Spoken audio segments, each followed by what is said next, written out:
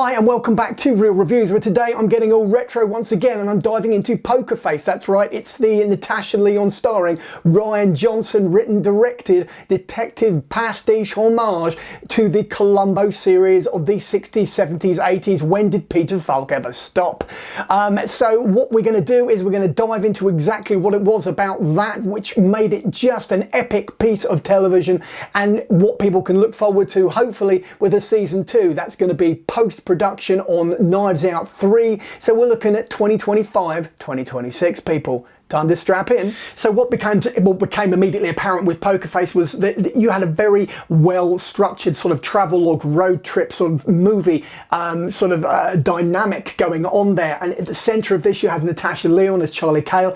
This is for people who have not seen the show. Other people who may wish to revisit, you can crack on, but bear in mind you've got all these cameos. So you've got Rhea Perlman, you've got Ron Perlman, you've got Joseph Gordon-Levitt there, who it ties back to Rian Johnson's original debut film Brick, which again is based on a detective, like a 30s or 40s film noir, but set in like an 80s high school. Very, very good, well worth the watch. What you have with Poker Face, as I said at the beginning, it's very Columbo-esque.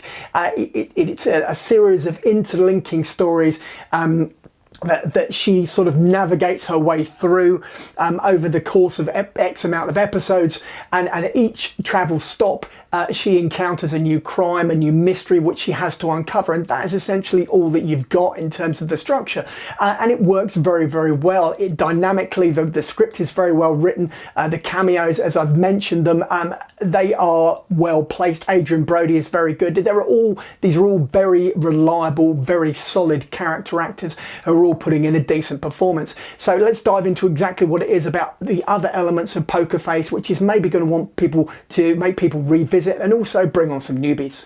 I think primarily what the thing about Poker Face is the fact that it's done with a great deal of passion. I think there's a great deal of thought that's gone into it, and obviously Rian Johnson, as has been illustrated through Knives Out, Knives Out 2, and now obviously the third one, is that he really does love this genre, and it's a different way of approaching it. It's a really clever use of an actor who has a defined persona, and it really just slots right into her wheelhouse. And the thing is, the cameos, which I will continue to bang on about, really do also elevate this show to something special, and it does mirror the Peter Falk era. And I'm going to say it once, I'm going to drop this in.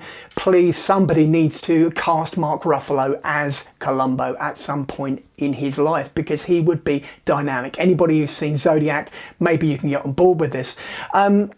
But yeah, getting back to Poker Face, it's just a very clever piece of television. It deserves all the attention it got. It deserves a lot more, in my opinion, and it deserves not to be forgotten. So on that note, I'm going to dive into my rating. I figured you probably know what that might be already, but let's do it anyway. See, now in retrospect, what you can do is you can either go with your old rating, which I'm not going to, or you can make something new. It's time for a change. I'm going to bump this up to a 5. It's a 5 out of 5 on the big old 5 scale. Why? For everything that I've just gone over in the rest of this review, those are the reasons, and that is why you need to go back to it, you need to watch, you need to enjoy it, and you need to let people know who might be avoiding it for one reason or another. So let's dive into that trailer. Let's do that next. And so it is, if you've reached the end of another video review, this time for Poker Face. It's a retro look back at the Rian Johnson written, directed detective pastiche. So if you've liked the video, give me a thumbs up. Failing that, you could just drop a comment in the comment box below and I will respond. And finally, just subscribe so that every Tuesday and every Saturday when I drop another one of these videos, you could just pop in and watch or listen to as much or as little as you like, and then go about your day. In the meantime, check out the rest of the channel and maybe pop over to the Patreon page. Take care.